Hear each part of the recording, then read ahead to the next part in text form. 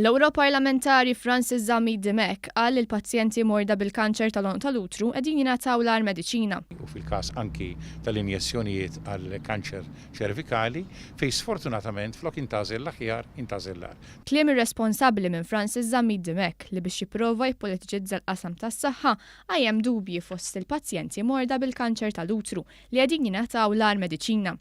Id-deputat Prim Ministru Chris Fearne xejjen din l-allegazzjoni u serraħ moħħ il-pazjenti kollha u sostna li l-mediċina li qegħdin jingħataw qed tingħata f'ċentri mediċi oħra madwar id-dinja. Il-fatt huwa żbaljat kompletament.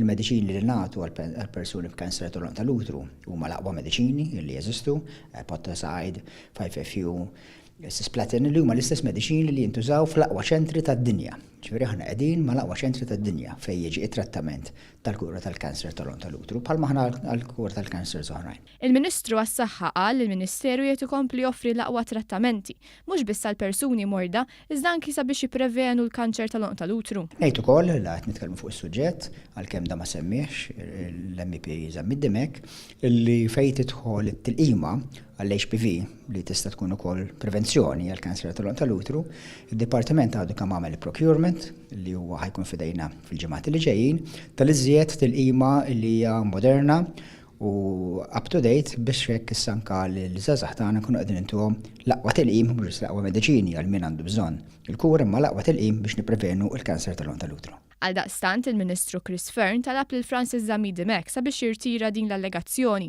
li tista' toħloq allarm bla bżonn. Jiena nitlob lill-Onorevoli Zammit Dimech biex jiġbed lura dan l-istatement li seta' kien ta' allarm ta' nies u mhuwiex veritier.